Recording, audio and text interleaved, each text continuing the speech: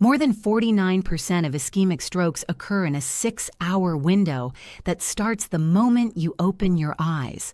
Not during a stressful afternoon, not in the middle of a nightmare, in the first hours after waking. When you feel, by almost every ordinary measure, completely fine. Most of the people who experienced those strokes had no dramatic warning. Their blood pressure was managed. Their last appointment looked acceptable on paper. What nobody had explained to them, in a 15-minute appointment there is simply no time for it, is that the human body goes through a precise, predictable, and well-documented cardiovascular storm every single morning. And after 60, that storm intensifies. Your stroke risk doesn't peak when you are under stress. It peaks when you are still reaching for your glasses. My name is Dr. Elizabeth Monroe. I spent years studying cardiovascular risk in older adults, first in internal medicine at Massachusetts General Hospital in Boston, then in a geriatric fellowship at Johns Hopkins, and for the past 2 decades here in clinical practice in Asheville. What I'm about to share today doesn't come from a single study. It comes from following the same patterns in real patients year after year, and then finding those same patterns confirmed in the research that most general practitioners don't have the appointment time to translate for you. The morning hours are not just a busy time of day. For your cardiovascular system, they are biologically the most vulnerable hours in the entire 24-hour cycle. And the part that changes everything is this: that vulnerability is not fixed, it is measurable. It responds to what you do the evening before, and there are specific, free, non-invasive things you can begin tonight that directly reduce the height of that morning window. Before we go further, drop your city or country in the comments right now. I read every single one, and knowing where this community is watching genuinely shapes what I cover next. Now, the most dangerous 90 minutes of your cardiovascular day happen before your first cup of coffee. That is the sentence I want you to hold on to through everything that follows. We are going through 5 specific mechanisms today, and I promise, by the time we reach the last one, you will understand something about your own mornings that the system has never had time to explain. Stay with me through all 5. Number 3 is the one that stops people cold when they first hear it. And number 5 is where the actionable protocol lives.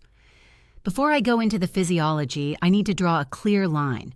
There are symptoms that mean you stop this video right now and call emergency services immediately.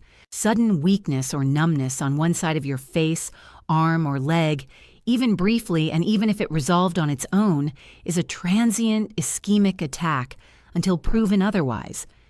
That is a same-day emergency. Do not wait until morning. Sudden confusion, sudden trouble forming words or understanding speech, sudden vision loss in one or both eyes, a sudden severe headache unlike anything you have had before, or sudden loss of balance. Any of those signs means you call for help now. Every minute of delay in a stroke changes outcomes. If any of those apply to you right now or have occurred in the past week without medical evaluation, please stop watching and call your doctor today. No protocol in this video applies to that situation. If you are here to understand and prevent the conditions that create stroke risk, this is exactly for you. Stay with me. Here's the framework that makes everything else make sense. During sleep, your blood pressure is supposed to fall.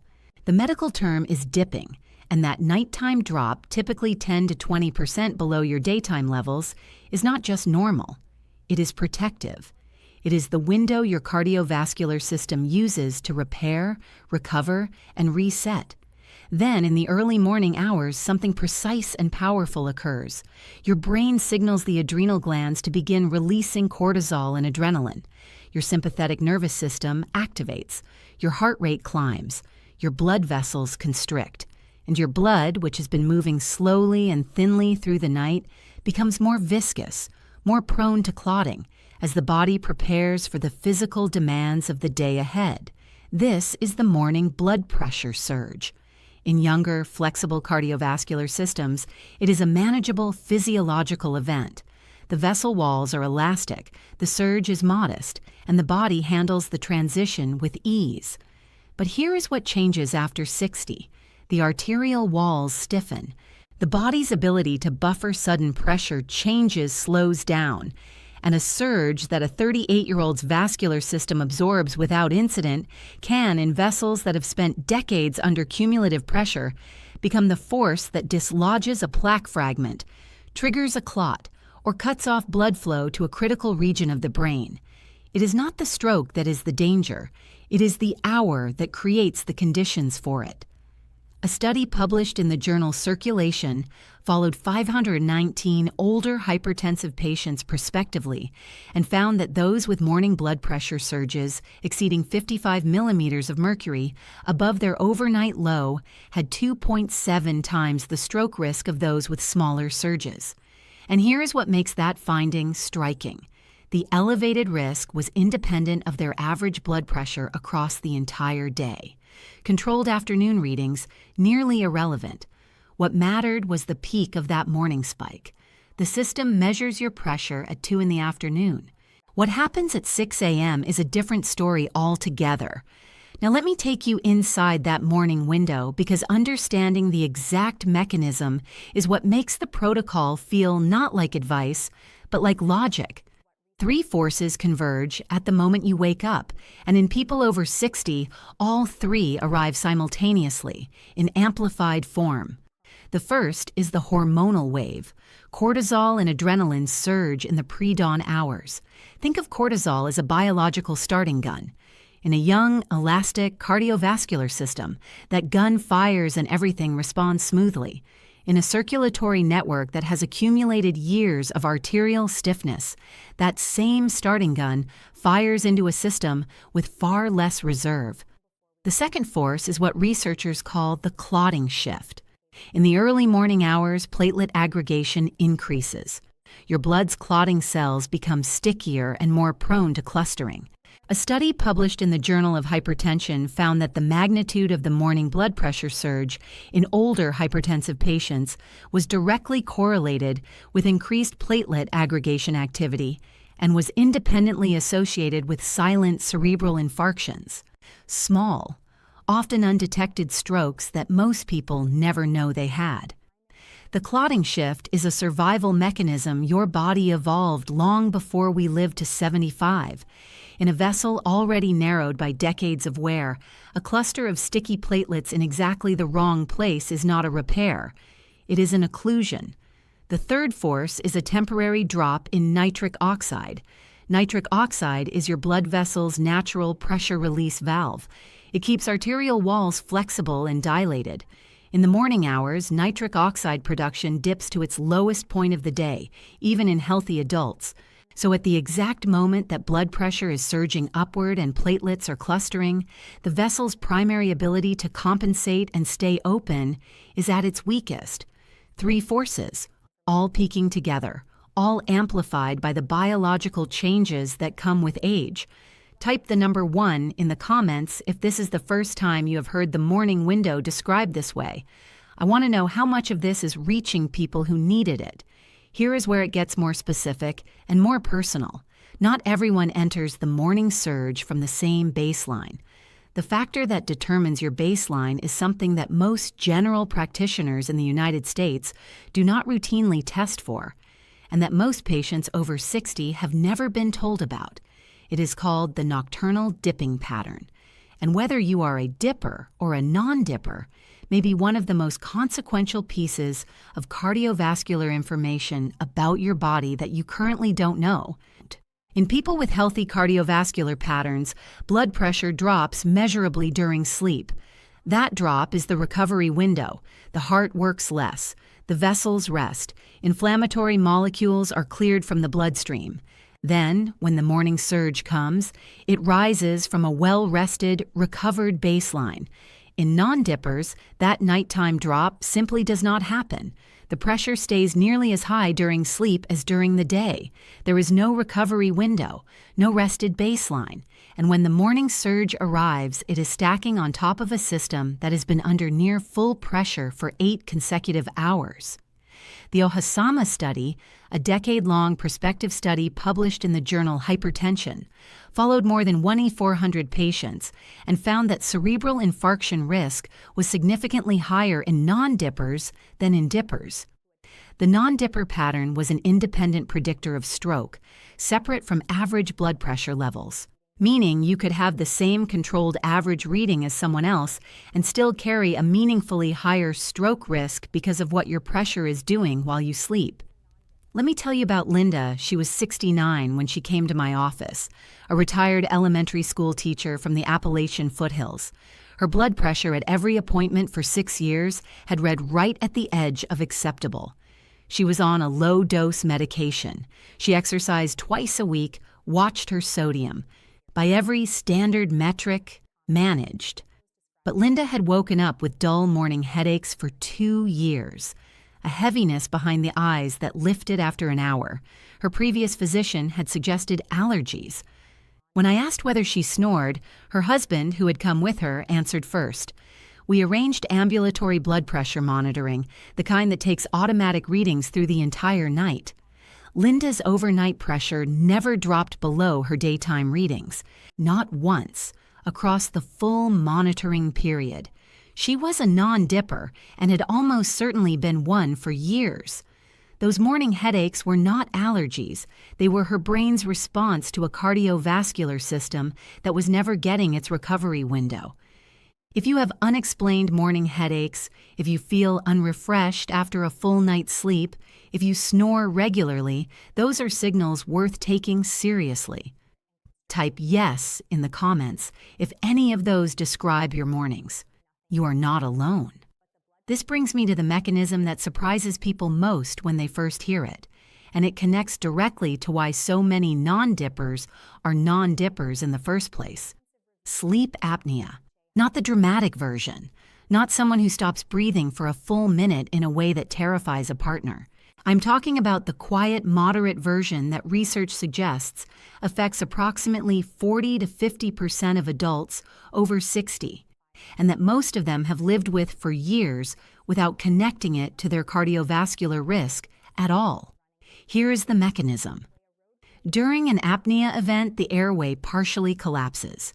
Breathing becomes restricted. Oxygen levels dip.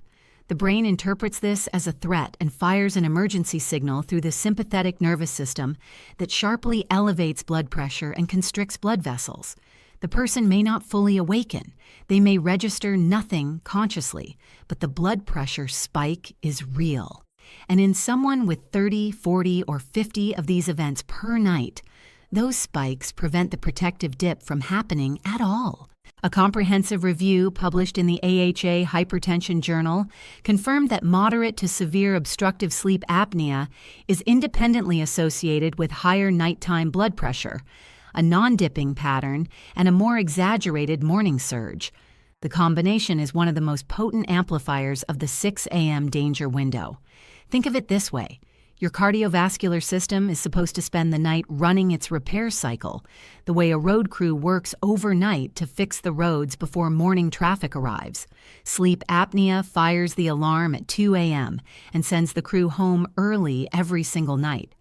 By 6 a.m., the repairs are unfinished, the traffic comes anyway, and a system that should have had 8 hours of recovery has had almost none. Walter was 73, a retired electrician from rural Tennessee. He had snored since his 50s. His wife had mentioned it to their physician twice over the years. Both times it was noted and not followed. Walter had a mild stroke at 71, a brief episode of right-sided weakness that resolved over 2 days. His neurologist adjusted his blood pressure medication and called it addressed. When I saw Walter 2 years after that event, I ordered a sleep study. His overnight oxygen saturation dropped below 90% more than 40 times per night. He had moderate to severe obstructive sleep apnea, untreated for what was probably a decade. Whether that decade of unrecognized apnea and his stroke at 71 are directly linked can never be established with certainty. The mechanism connecting them is direct and documented. One question for tonight if you share a bed with someone. Ask them whether you stop breathing or gasp during sleep. That single question, answered honestly, may be the most valuable diagnostic information you can access without a single medical test, and it costs nothing. Now I want to address something more immediate, something you have direct zero-cost control over beginning tomorrow morning. Most adults over 60 have followed the same morning routine for years without being told that specific elements of it may be amplifying the cardiovascular storm we have been discussing. The first is how you get out of bed. When you wake up and immediately swing your legs to the floor and stand upright, you are asking your cardiovascular system to manage two demands at once. The morning surge is already underway, and you are adding the gravitational challenge of shifting from horizontal to vertical at the same moment. The blood distributed evenly across your body during sleep now has to be managed against gravity, and the vessels need to adjust rapidly at the precise moment they are least elastic and most reactive. The second is the timing of intense physical activity. Research published in the journal Medicine and Science in Sports and Exercise examined morning versus evening aerobic training in elderly hypertensive patients across a 10-week intervention. Evening training produced significantly greater reductions in blood pressure compared to morning training through improved sympathetic nervous system tone. The same physical effort carried out later in the day produced measurably better cardiovascular outcomes with no added risk. The exercise itself is not the issue for most people. The timing of it layered on top of an already active morning surge is. The third is caffeine before hydration. Caffeine is a vasoconstrictor. It narrows blood vessels. In the morning window, when vessels are already at their tightest point of the day due to reduced nitric oxide and sympathetic activation, adding caffeine before the system has had any chance to hydrate and stabilize can extend both the duration and the height of the pressure spike. Robert was 71, a retired accountant from Western Pennsylvania, meticulous about his health in the ways careful people are. He took his medication consistently. He walked every morning at 6:15, right after waking, proud of that discipline. His afternoon pharmacy readings were reliably in the acceptable range. What no one had ever mentioned to him was that his 6:15 walk was timed directly into the peak of his morning cardiovascular surge. He was adding the blood pressure demands of physical exertion to a system already under its highest daily biological stress. When Robert shifted that same walk to late afternoon and added a glass of water before his coffee, his morning readings changed over the following weeks. Not overnight, but measurably and consistently. How old are you? Write your age in the comments. The timeline of these mechanisms shifts with each decade past 60, and knowing your age genuinely shapes which topics I prioritize next. Here is where we bring it together into what you actually do. The morning surge is not a switch you can turn off, but its height, the steepness of that daily climb, responds directly to what you do the evening before. The body that arrives at 6 a.m. ready for a manageable surge is built the night before. The first evening lever is sodium at dinner. Hidden sodium, not the salt shaker, but the sodium inside canned soups, hard cheeses, cured meats, bottled sauces, and restaurant food, causes your body to retain fluid overnight. That retained volume raises the pressure inside your blood vessels so that you enter the morning surge from a higher baseline. Research published in Hypertension Research found that dietary sodium intake was independently associated with nighttime blood pressure patterns in older adults. Reducing hidden sodium at dinner is one of the most direct overnight levers available, and it requires no prescription. The second lever is meal timing. Eating a substantial meal close to bedtime keeps blood sugar and digestive activity elevated during the hours your body is supposed to be in its lowest demand state. Elevated blood sugar through the night blunts the protective dip and increases the inflammatory environment in blood vessel walls. Finishing your last meal at least 3 hours before sleep gives your cardiovascular system the metabolic quiet it needs to actually recover. The third lever is sleep timing consistency. Your blood pressure dipping pattern is governed in part by your internal circadian clock.